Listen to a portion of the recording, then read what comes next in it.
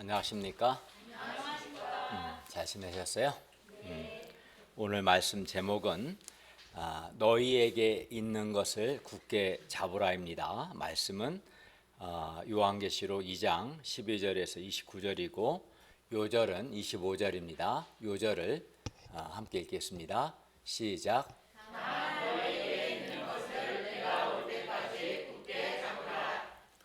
기도하겠습니다.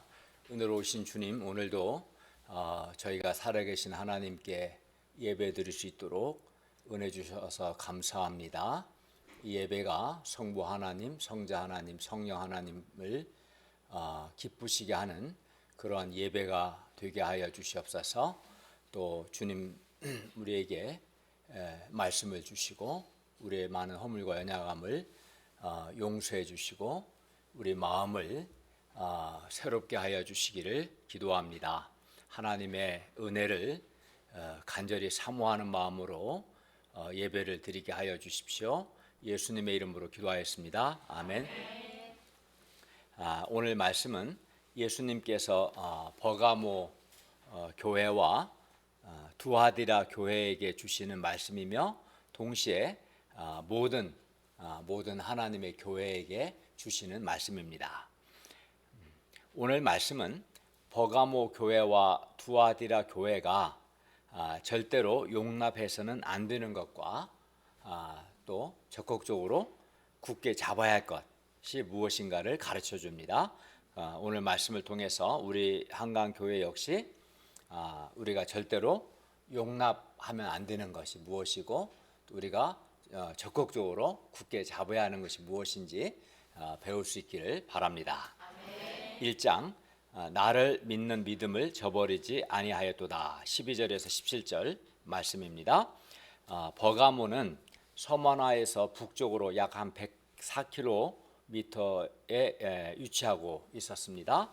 버가모는 소아시아에서 로마 황제를 위해 신전을 세운 최초의 도시로서 버가모에는 아우구스투스 황제에게 봉헌된 신전을 비롯해서 최소한 3개 이상의 황제 숭배 신전이 있어서 버가모는 1년 내내 황제 숭배 제사를 드렸다고 합니다. 그러니까 버가모 하면 황제 숭배가 맨 먼저 시작된 도시다.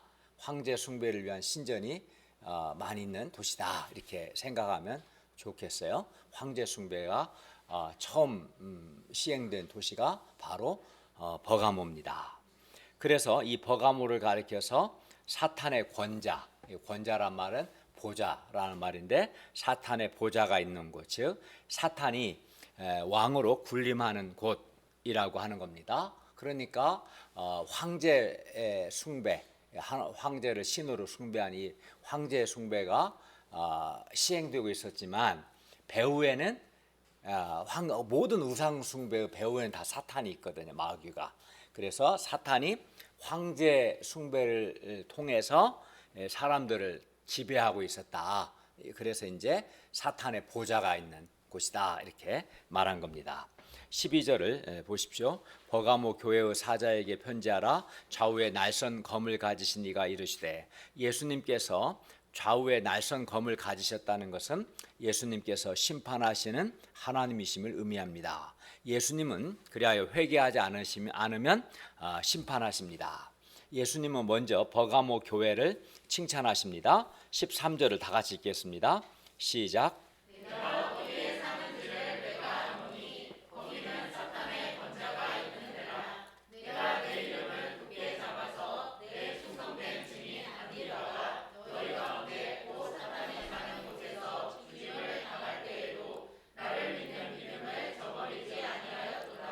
여기서 사탄의 권자, 사탄의 보좌란 사탄이 크게 영향력을 발휘하는 곳이라는 의미입니다.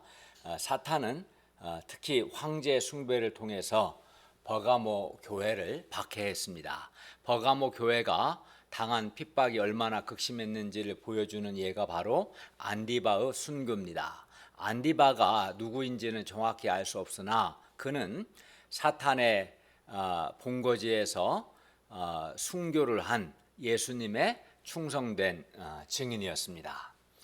주님께서 이제 2장 우리 지난 시간에 2장 10절에서 서머나 교회에게 죽도록 충성하라, 즉 죽음 앞에서도 신실하라 이렇게 말씀하셨는데, 서머나 교회에게 하신 이 말씀이 사실 이 안디바에게 이루어진 거죠. 안디바가 그랬어요. 안디바는 죽음 앞에서도 신실했어요.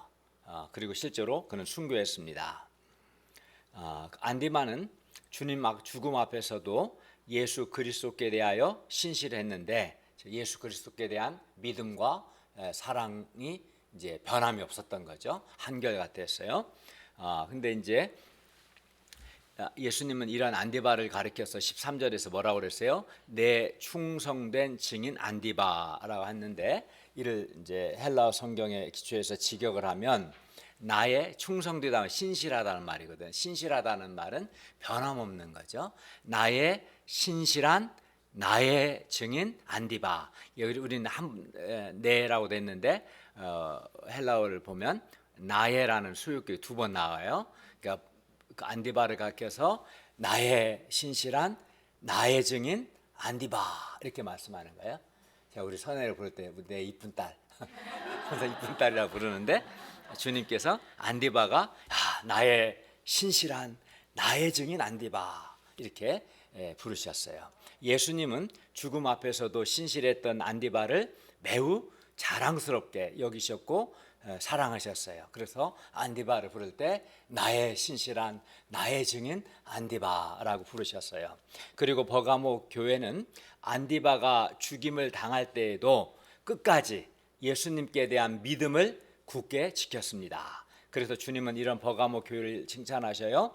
너희가 내 이름을 굳게 잡아서 나를 믿는 믿음을 저버리지 아니하였도다.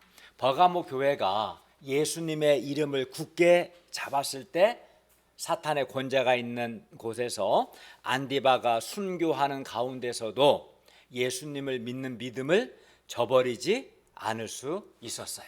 예수님 이름을 굳게 붙잡았을 때 안디바가 순교하는 그 상황에서도 예수님 믿는 믿음을 저버리지 않은 거죠. 따라서 우리도 예수님의 이름을 굳게 잡아야 합니다. 왜냐하면 예수님만이, 왜 우리가 예수님의 이름을 굳게 잡아야 돼요? 왜냐하면 예수님만이 우리를 사랑하사 우리 죄를 위해서 죽으시고 부활하심으로 우리의 구원자가 되시고 또 우리의 하나님이시고 또 우리의 주님이 되시기 때문입니다. 당시 버가모 교회가 만약 이렇게 박해가 두렵다고 해서 예수님의 이름을 굳게 잡지 않고 예수님을 믿는 믿음을 저버렸다면 버가모 교회가 당장은 박해를 받지는 않았을 겁니다.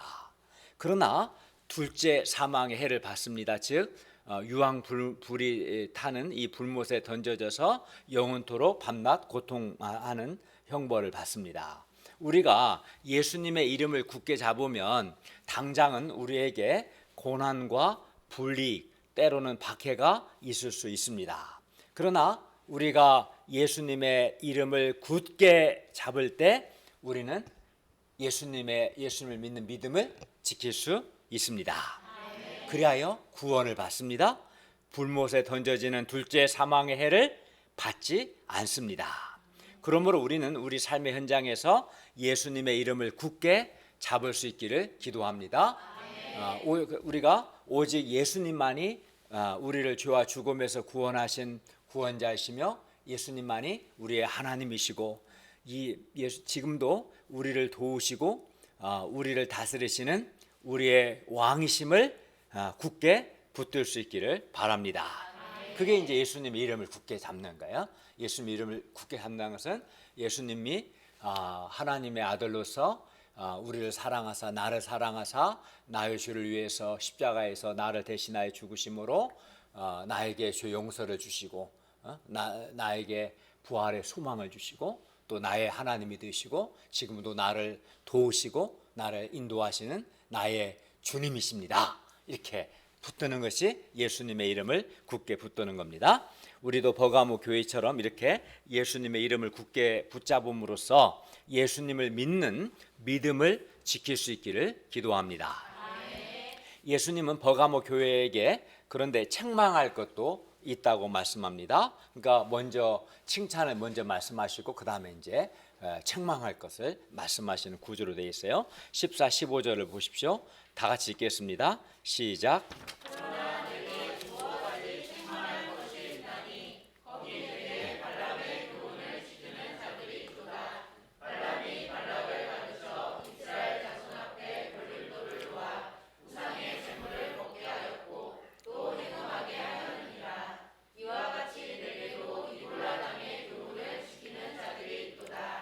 예수님은 버가모 교회에 발람의 교훈, 곧 니골라당의 교훈을 지키는 자들이 있음을 책망하십니다. 그러니까 발람의 교훈과 니골라당의 교훈은 동일한 교훈입니다. 예수님은 또 2장 6절에서 서머나 교회에게 말씀하실 때 뭐라고 하셨냐면 니골라당의 행위를 미워한다고 말씀하셨어요. 그러면 발람의 교훈, 니골라당의 교훈이 뭘까요? 한마디로 발람의 교훈, 니골라당의 교훈은 하나님의 백성들로 하여금 우상의 제물을 먹고 행음하게 하는, 행음이라고 할 때는 두 가지 다 가능해요. 육체적인 행음일 수도 있고 영적인 행음. 영적인 행음은 우상 숭배를 가리키는데 니골라당의 교훈은 하나님의 백성들로 하여금 우상의 제물을 먹고 행음, 즉 우상 숭배의 죄에 넘어지게 하는 잘못된 가르침이 바로 오늘 본문의 발람의 교훈이요 니골라당의 교훈입니다. 민수기 25장을 보면 이스라엘 백성이 요단강 동편에 머무는 동안 발람은 모압의 이제 선지자였는데 발람은 모압 여인들을 이용해서 이스라엘 백성들로 하여금 그러니까 모압 여자들을 시켜서 이스라엘 남자들을 유혹하게 해요. 그래서 모압 여인들과 이스라엘 남자들이 육체적인 음행을 하고 부울산에서 바알에게 우상 숭배를 하게 하고 그리고 그 우상의 제물을 먹게 했어요. 이게 이제 민수기 25장에 나와요. 그러니까 발람은 한마디로 이스라엘 남자들을 우상 숭배하고 우상의 제물을 먹게 한 사람이었던 거죠. 그런데 예수님께서 보시기에 니골라당은 바로 현대판, 그러니까 예수님 당시 발람과 같았던 거죠. 우상 숭배에 참여해서 우상의 제물을 먹는 것은 당시 버가모 지역의 문화고 일반적인 관행이었어요. 우리나라는 뭐 그렇지 않지만 당시에는 여러 이방 신들을 섬기는 신전들이 있고 그 이방 신들 우상들에게 우상 숭배하고 또 그 끝나고 나서 제물을 먹는 것이 그 지역의 문화였던 거죠. 관행이었고 그런데 니골라당은 문제는 이제 그 지역 사람들이 그렇게 했는데 예수 믿는 신자도 우상의 제물을 먹어도 괜찮다라고 이제 가르친 거예요. 그러니까 불신자들이 뭐 그렇게 하는 건 그렇다 치더라도 신자는 그렇게 하면 안 되는데 니골라당은 교회 안에서 예수 믿는 우리 신자도 그런 우상의 제물을 먹어도 괜찮다 이렇게 가르쳤어요. 여기서 니골라당의 교훈을 발람의 교훈과 관련 짓는 것은 아마도 니골라당이 단지 이게 교훈이라고 한 거 보면은 우상 숭배에 가담하고 그것을 조장할 뿐만 아니라 그러한 그러니까 우상 숭배에 참여하고 우상의 제물을 먹는 그런 행위를 이제 신학적으로 정당화하는 가르침을 유포했음을 알 수 있습니다. 교훈이란 말 쓰죠. 발람의 교훈, 니골라당의 교훈, 그걸 가르친 거죠. 예를 들어서 이런 식으로 아마 가르쳤겠죠. 하나님께 대한 믿음만 네가 분명하다면 이 버가모와 같은 이방 사회에서 우상을 위한 축제에 참여하고 또 우상의 제물을 먹는 것이 이거를 꼭 우상 숭배로 볼 것이 아니라 어느 정도는 문화적으로 적응하는 거다. 또 너도 버가모 지역의 시민으로서 사회적인 책임을 다하는 것이다. 그러니까 어떤 문화적인 적응 또는 시민의 책임의 차원에서 바라보라. 꼭 그렇게 그렇게 막 엄격하게 우상 숭배로 보고 그렇게 하지 말고 이거는 문화적 적응에 불과한 거다. 뭐 시민사회에서 이 정도 책임을 너도 지하지 않겠냐 이런 식으로. 그리고 어느 정도는 버가모 지역의 문화와 가치관 또는 관례를 우리 신자들도 어느 정도는 수용을 하고 타협을 해야 한다. 그렇지 않으면 우리가 어떻게 이 지역에서 살아남을 수 있겠냐 이런 식으로 이제 가르쳤던 거죠. 문제는 버가모 교회 안에 이러한 니골라당의 교훈을 따르는 자들이 있었다는 겁니다. 물론 그들이 그렇다고 해서 예수님을 또 안 믿는 건 아닌 거예요. 교회 안에 있다는 그들이 예수님을 믿었다는 거예요. 그러니까 예수님도 믿고 또 우상을 위한 축제에 참여해서 우상의 제물도 먹은 거예요. 둘 다 한 거죠. 예수님도 믿고 우상 숭배도 참여하고 그 후 우상의 제물도 먹은. 그러나 이렇게 예수님도 믿고 또 우상의 제물도 먹는 혼합주의는 이런 걸 이제 혼합주의라고 그래요. 그러니까 우상 숭배하고 하나님을 믿는 신앙하고 섞여버린 거죠. 혼합한 거죠. 이런 혼합주의는 우상과 예수님을 섞은 것으로서 예수님께서 매우 미워하시는 우상 숭배 행위입니다. 그래서 2장 6절에서도 예수님께서 니골라당 행위를 나도 미워한다 이렇게 말씀한 거예요. 예수님은 혼합주의, 우상 숭배, 혼합주의를 아주 싫어하십니다. 그런데 여기서 우리가 의문을 갖게 되는 것은 안디바가 죽임을 당할 때에도 예수님을 믿는 믿음을 저버리지 않은 그들이, 이 버가모 교회 신자들이, 물론 다 그렇지는 않겠지만 일부 신자들이 어떻게 이런 니골라당의 교훈, 이런 혼합주의의 교훈을 어떻게 용납할 수 있었을까 하는 겁니다. 이는 아마도 버가모 교회가 사랑, 포용, 관용이라는 미명 아래 우상 숭배적인 잘못된 가르침을 용인했기 때문일 것입니다. 에베소 교회는 반면 우리가 지난 시간에 배운 에베소 교회는 니골라당의 행위를 미워했어요. 에베소 교회는 진리가 분명했죠. 물론 그들은 또 뭐가 약점이었냐면 구원받았을 때의 처음 사랑을 저버린 것은 또 그들의 약점이었지만 니골라당의 행위를 미워한 것은 아주 진리가 분명했던 거죠. 그러나 이 버가모 교회는 사랑은 있었어요, 그들에게. 근데 문제는 또 그들이 사랑과 포용과 관용을 강조하다가 니골라당의 잘못된 가르침까지도 용납을 한 거예요. 어떻게 보면 좀 대조적이죠. 에베소 교회와 버가모 교회가. 그러니까 에베소 교회는 사랑이 약했고 진리는 강했는데 버가모 교회는 사랑은 강했는데 진리가 약했다 볼 수도 있을 것 같아요. 어쨌든 그러나 성경이 말씀하는 우리에게 관용이 필요하고 사랑도 필요하고 포용도 필요한데 성경이 말씀하는 사랑, 포용, 관용은 결코 잘못된 가르침까지 용인하는 것은 아닙니다. 우리에게 관용을 베풀라는 것이 그 불이 잘못된 것도 용납하라 그런 것은 아닌 거예요. 따라서 우리는 니골라당의 교훈과 같은 잘못된 그 우상 숭배적인 혼합주의적인 잘못된 가르침을 용납해서는 안 되겠습니다. 우리는 우리가 굳게 붙잡아야 할 것과 용납해서는 안 되는 것을 명확하게 알아야 돼요. 우리가 굳게 잡아야 할 게 뭘까요? 우리가 13절에 배운 것처럼 굳게 잡아야 할 것은 예수님의 이름과 예수님께 대한 믿음은 굳게 잡아야겠죠. 그러나 우리가 용납해서는 안 되는 건 뭐예요? 예수님도 믿고 우상의 제물도 먹는 것과 같은 혼합주의는 용납하면 안 되는 거죠. 예수님은 버가모 교회에게 예수님을 믿는 것과 우상 숭배가 섞여 있는 이러한 혼합주의를 회개하라고 말씀하시고, 그러니까 혼합주의는 엄밀하게 말하면 우상 숭배와 같은 거죠.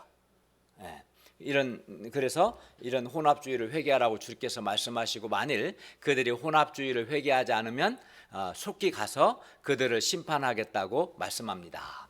그러면 예수님께서 미워하시는 이 니골라당의 교훈과 같은 우리 시대의 잘못된 가르침은 무엇이 있을까요? 현대와 같은 이 자본주의 사회에서는 예수님을 믿으면서도 어느 정도 돈을 사랑하고 돈을 추구하는 것은 불가피하다 라고 가르친다면 그것은 니골라당의 교훈과 같은 잘못된 가르침이라고 할 수 있을 겁니다. 왜냐하면은 성경에 보면 하나 신앙의 핵심이 뭐냐면 마음과 뜻과 힘을 다해서 하나님을 사랑하고 이웃을 내 몸과 같이 사랑하라고 주님 말씀하셨어요. 그러나 돈을 사랑하면 안 된다. 돈을 사랑하는 데서부터 일만 악이 나오게 되고 많은 사람이 시험에 들게 되고 그렇다. 실제로 그렇잖아요. 돈을 사랑하는 마음 때문에 그 공무원들이나 이런 사람들이 뇌물을 먹기도 하고 강도짓도 하고 사기도 치고 많은 사람의 금융 사비로 인해서 많은 사람들이 막 피눈물 흘리고 또 어떤 사람은 자살까지도 하고 그런 일이 왜 생긴 거예요? 그 어떤 나쁜 사람들이 돈을 사랑해서 남의 것을 등쳐먹고 하는 거잖아요. 그래서 이게 또 가족들 간에도 돈 때문에 서로 의가 상하기도 하고. 그래서 성경은 돈을 사랑하는 데서부터 모든 일만 악이 나온다. 죄의 뿌리다 이렇게 말씀한 거예요. 그런데 예수님 믿고 사랑하는 것과 돈을 사랑하는 것을 섞어버리는 거죠. 그러면 이게 바로 이제 현대적인 혼합주의다라고 할 수 있을 겁니다. 지금 한국 사회에서 누구도 우리 신자들에게 우상 신전에 가서 우상 신전도 없어요. 그렇지만 어쨌든 우상 신전에 가서 너 우상 숭배하고 우상의 재물을 먹으라 이렇게 가르치지는 않을 겁니다. 그러나 21세기에는 돈이 사람들의 우상이 되고 있습니다. 사람들이 우상 숭배하는 거, 왜 우상 숭배합니까? 그것은 창조주 하나님이 아니라 우상이 자기가 섬기는 그 우상이 자기들에게 안전과 물질적인 풍요와 번영과 행복을 가져다 준다고 생각하고 또 기대하기 때문입니다. 그러니까 당시 이제 우리가 좀 이따 보게 될 두아디라 교회는 이제 길드 무역협동조합이 막 강한 도시인데 각 길드마다 섬기는 신들이 다 있어요. 아폴로를 섬기기도 하고 그 신을 섬기는 목적 그 신이 자기들의 안전을 보장해주고 경제적인 풍요를 가져다 줄 거라는 그 기대감 속에서 이제 신을 우상들을 섬기는 거예요. 그래서 과거에는 바알이나 아세라 이방신들이 사람들의 우상이었는데 우리 지금 현대 사회에서는 뭐 그 바알이 어디 있어요, 그죠? 현대 사회에서는 돈이 사람들의 우상이 되고 있습니다. 즉 우상이라는 것은 그런 거죠. 우상은 나에게 안전과 풍요와 번영과 즐거움과 행복을 가져다 주는 것이 우상이거든요. 그런데 돈이 바로 안전, 풍요, 행복을 가져다 준다고 생각하기 때문에 이제 사람들이 돈을 사랑하고 돈을 추구하는 거예요. 그러면 돈이 그 사람에게 우상인 거죠.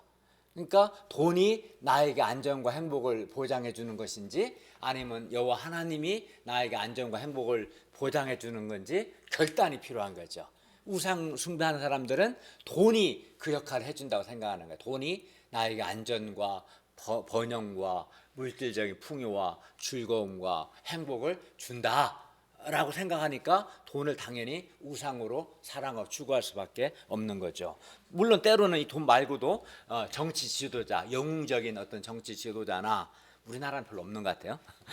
정치 지도자나 BTS와 같은 연예인들이 사람들의 우상이 되고 있어요. 우상이라는 건 그런 겁니다.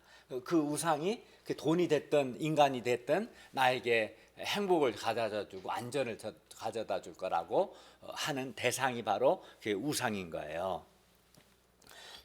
오늘날 일부 교회 안에서 니골라당의 이러한 혼합주의 교훈이 가르쳐지고 있어요. 그래야 어떤 사람들은 심지어 돈을 많이 버는 것이 신앙이 좋은 것이다 라고까지 가르쳐요. 그런데 그럴 수는 없죠. 제 대학 친구들이 행시 합격해서 지금 공무원 중에서 대부분 잘 나가는 애들은 뭐 실장 아니면 대부분 이제 50대 중반이 좀 안 되기 때문에 국장, 뭐 경찰청장 여러 이렇게 직업군들이 있어요. 만나서 대화해 보면 세금 같은 거 다 빼고 한 달에 한 700만 원 정도, 한 2년 전에 만났을 때 그렇게 말해요. 그러니까 정상적인 공무원이라면 뇌물을 먹지 않고 그러면 몇십억짜리 부자가 될 수가 없는 거예요. 그러니까 정상적이지 않게 돈을 많이 벌었다는 것은 하나님이 축복하셔서 버는 거야 괜찮겠지만 정상적으로 하지 않았다는 거예요. 그 정상적인 사람은 그렇게 될 수가 없는 거예요. 제가 목사가 제가 몇십억을 가진다는 게 말이 됩니까? 도저히 불가능한 거죠, 그죠? 사실은 사업하는 사람도 아니고. 그래서 오히려 그런 사람은 유혹을 많이 받을 수 있겠죠. 엄밀히 말하면 예수님보다 이렇게 어떤 신자들은 이제 돈을 사랑하라고 하는데 엄밀히 말하면 예수님보다 돈을 더 사랑하죠. 예수님과 돈을 동시에 사랑한다고 하지만 실제로는 예수님보다 돈을 더 사랑합니다. 만약에 그렇다면 그 사람 돈이 그의 우상인 거죠. 하나님 역할을 돈이 다 하는 거예요.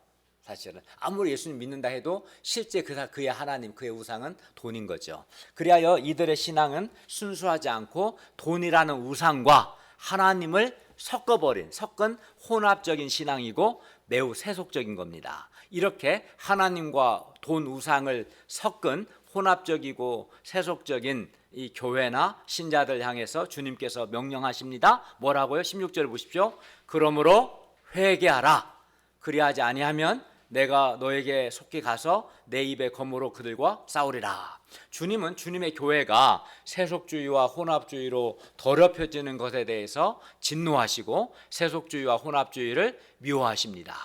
우리는 교회가 세속화되는 것과 혼합주의로 교회가 더럽혀지는 것을 철저히 회개해야 합니다. 그리고 세속화와 혼합주의를 회개함으로 이기는 자들에게 이긴다는 것은 우리가 21세기 살면서도 세속주의나 혼합주의로 더럽혀지지 않는 것이 이기는 거고, 이런 이기는 자들에게 주님의 약속이 있습니다. 17절을 읽겠습니다. 시작.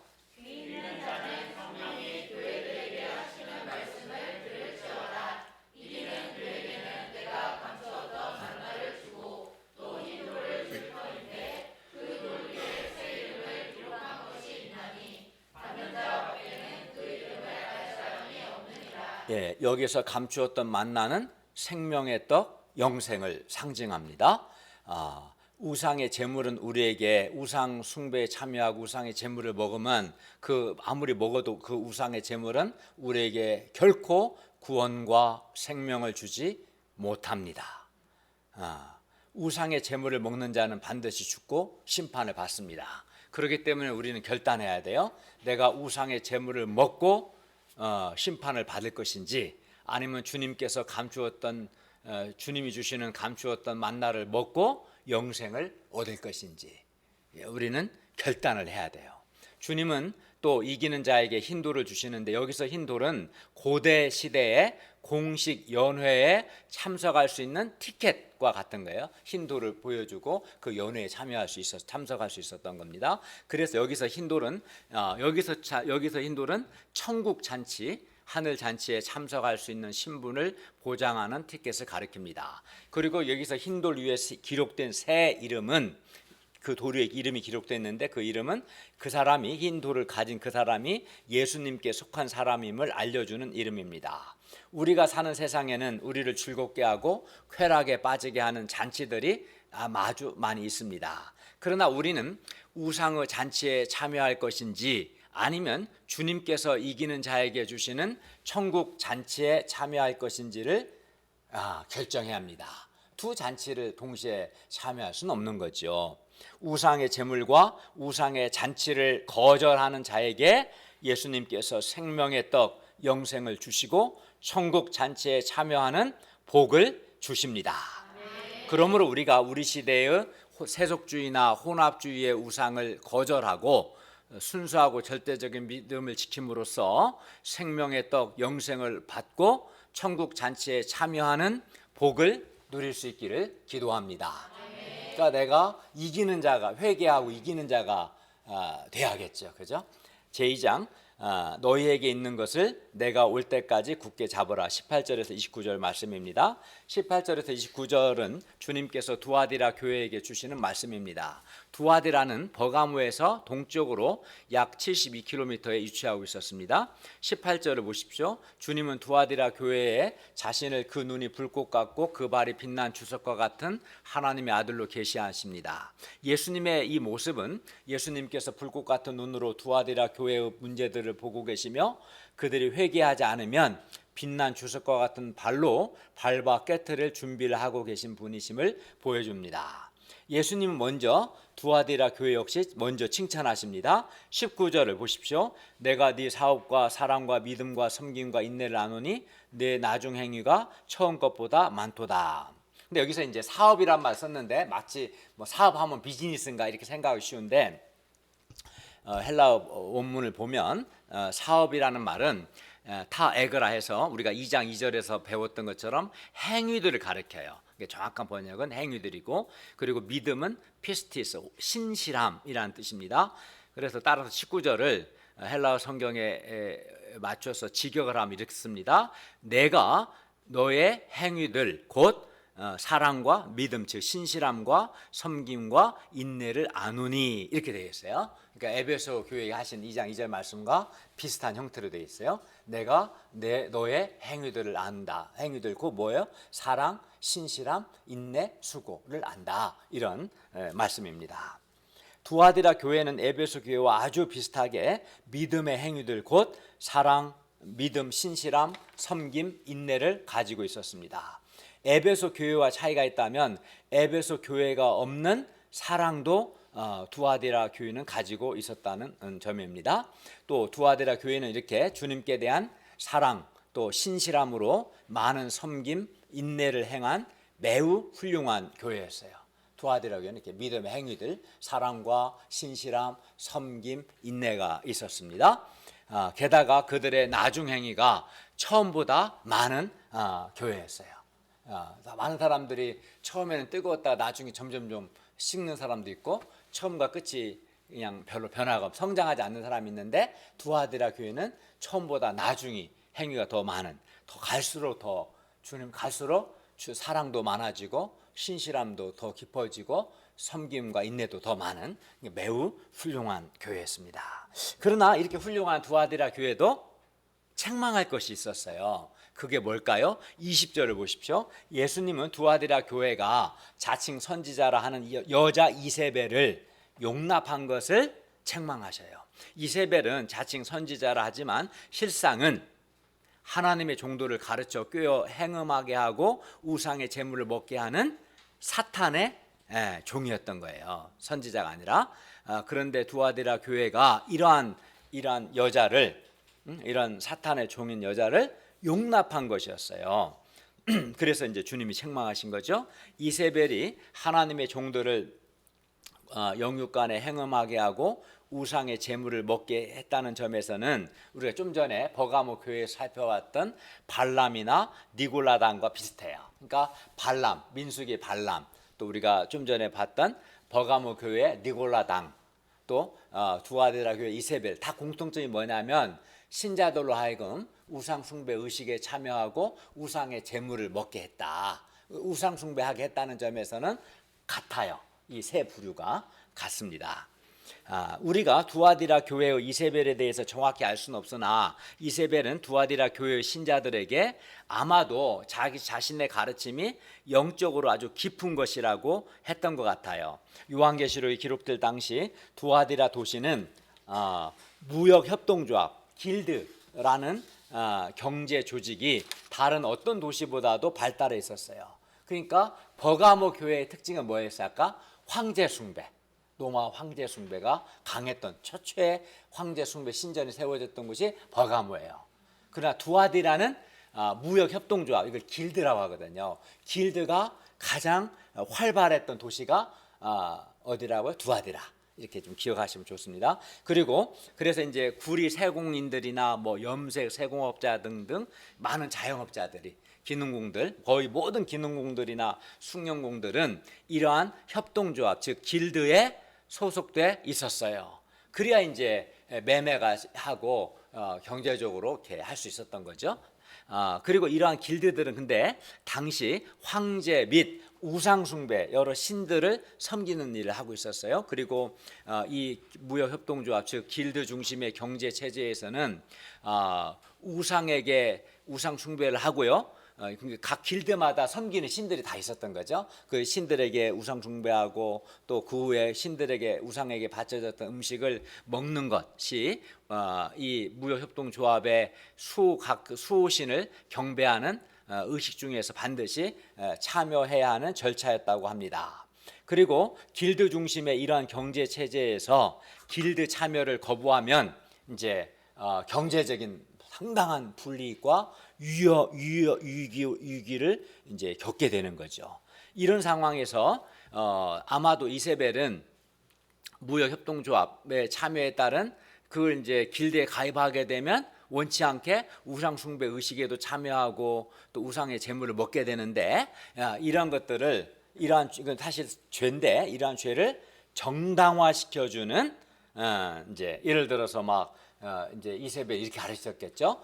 신자가 이 경제 활동 위해서는 길드에 참여해서 우상 숭배 의식에도 참여하고 우상의 재물을 먹어도 이런 건 괜찮다. 괜찮은 거다. 이렇게 가르쳤던 것 같아요. 그리고 이런 가르침이 사실 영적으로 깊은 가르침이다. 이렇게 했던 겁니다. 이세벨은. 그러니까 그런 점에서는 그러니까 발람이나 니골라당이나 이세벨이나 같은 거예요, 다. 우상 숭배에 참여하고 우상의 재물을 먹는 거는 괜찮다 해도 된다 이렇게 했던 거죠. 그리고 그러한 자신의 가르침이 영적으로 깊은 가르침이라고 했던 것 같습니다. 그러나 24절 보세요. 예수님의 말씀에 의하면 이세벨의 가르침은 영적으로 깊은 가르침이 아니라 사탄의 깊은 것, 한마디로 사탄의 가르침에 불과하다고 말씀합니다. 예수님은 이세벨과 이세벨의 가르침을 받아들이는 자들에게 회개를 촉구하시고 경고하십니다. 2장 21절에서 23절을 보십시오. 예수님은 이세벨에게 회개할 기회를 주셨는데 이세벨은 자기의 음행, 여기서 음행은 이제 우상숭배를 가리키겠죠. 영적인 음행, 우상숭배 음행을 회개하고자 하지 않았어요. 그러면 회개하지 않는 이세벨은 어떻게 될까요? 주님께서 그를 침상에 던지십니다. 여기서 침상은 고난과 질병의 침상을 가리킵니다. 그러니까 큰 고난과 질병에 던지시겠다는 거죠. 뿐만 아니라 이세벨과 더불어 간음하는 자들 곧 이세벨의 이 가르침을 받은 자들 역시 만일 그의 행위를 회개하지 아니하면 주님은 큰 환난 가운데 던지십니다. 주님은 또 사망으로 그의 자녀를 죽이십니다. 회개하지 않으면 이렇게 질병이나 큰 환난이나 죽음에 이를 수 있습니다. 이를 통해 모든 교회가 주님은 사람의 뜻과 마음을 살피시는 분이신 것과 각 사람의 행위대로 갚아주시는 분이심을 알게 됩니다. 그러니까 우상 이세벨 같이 영적인 음행, 우상 숭배하고 또 이세벨의 가르침을 받아서 그 길드에 가입하고 길드에 가입하는 것은 경제적인 이익 때문에 그렇죠. 길드에 가입하지 않으면 우상 숭배에 참여하지 않아도 되지만 문제는 이제 경제적인 큰 어려움을 겪게 되니까 그 경제적인 어려움이 더 중요한 거예요. 어떤 사람은 신앙보다. 그래서 길드에 참여하고 우상 숭배에 참여하고 이런 자들은 큰 환난을 겪을 것이고 그리도 말 안 들으면 자녀를 죽이겠다 말씀하는 거예요. 왜? 하나님은 각 사람의 행위대로 갚으시는 거예요. 행위대로. 그 한 행위를 보시는 거예요. 각 교회 행위대로. 정말 순수하게 하나님을 믿는지 아니면 우상과 하나님 믿는 것을 섞어서 우상숭배하는지 보시고 행위대로 갚아주십니다. 여러분 그를 하나님을 두려워해야 합니다. 하나님은 각 사람의 행위대로 반드시 갚으십니다.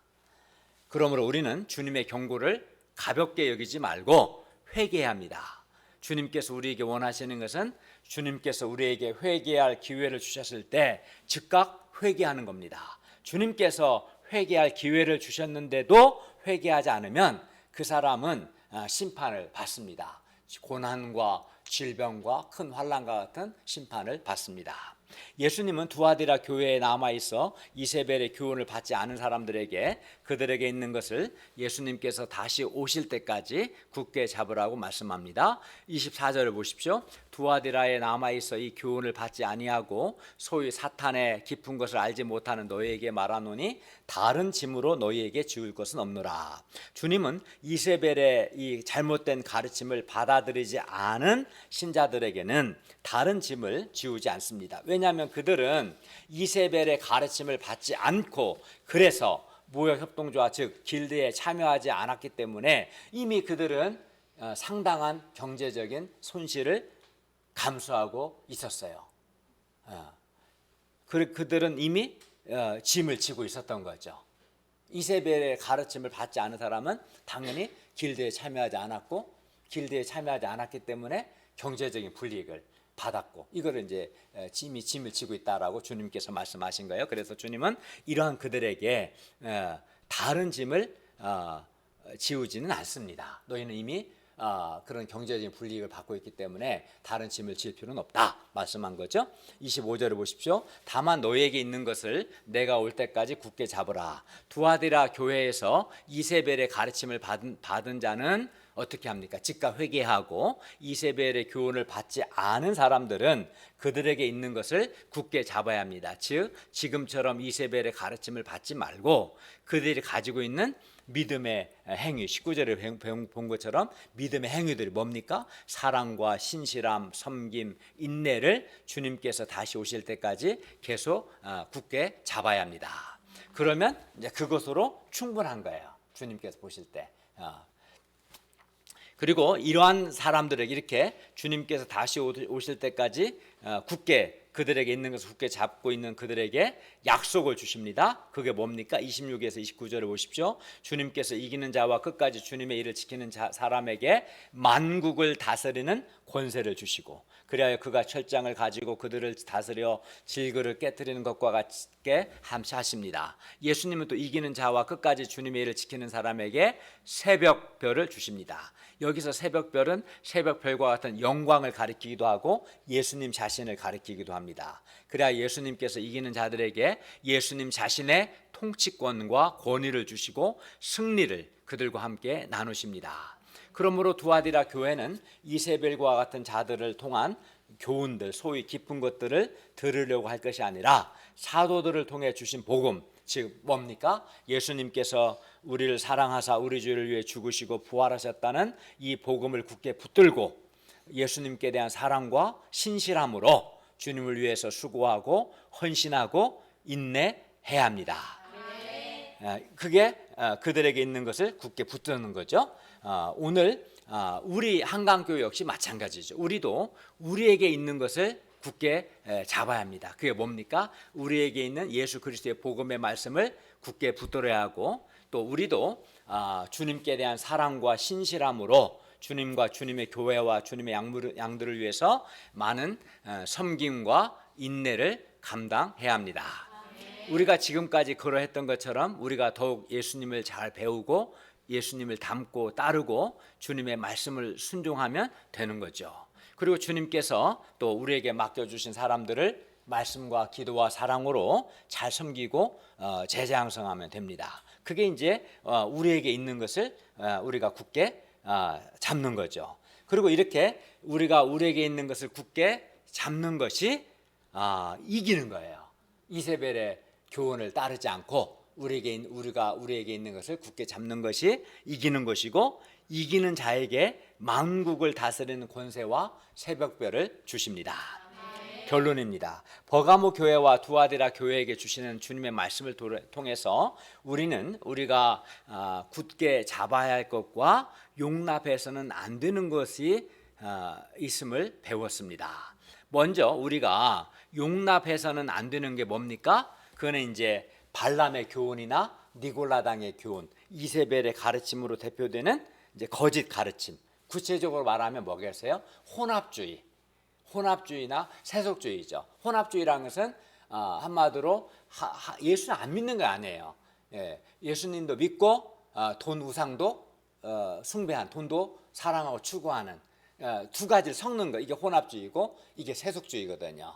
이게 이제 우리 시대의 이세벨의 가르침, 니골라당의 교훈이겠죠. 예수님도 믿고 돈도 사랑하는 우리 시대의 혼합주의와 세속주의를 우리가 용납해서는 안 됩니다.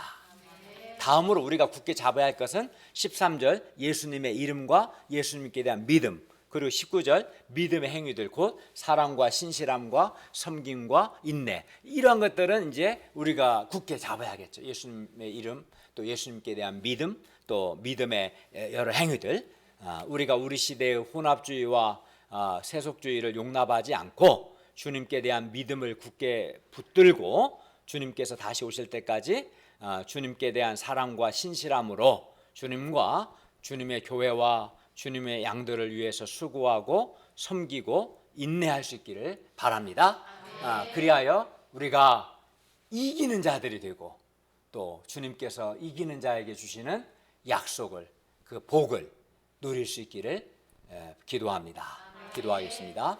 은혜로우신 주님, 오늘 버가모 교회와 두아디라 교회에게 주시는 말씀을 통해서 주님의 교회가 발람의 교훈, 니골라당의 교훈, 이세벨의 가르침과 같은 그런 혼합주의적인 우상 숭배적인 그런 가르침을 결코 용납하면 안 되고 예수님의 이름, 예수님을 믿는 믿음, 믿음의 행위들을 주님이 오실 때까지 굳게 붙들어야 함을 가르쳐 주셔서 감사합니다. 우리가 혹시 우리 안에 이런 혼합적인 것을 용납한 것이 있다면 이 주님의 징계를 받기 전에 회개하게 도와주시고 또 우리에게 있는 이러한 여러 주님께 대한 믿음과 믿음 행위들을 굳게 잡음으로 우리가 이기는 자들이 되고 이기는 자에게 주시는 영광과 큰 승리와 복을 누리게 하여 주시옵소서. 예수님의 이름으로 기도하였습니다. 아멘.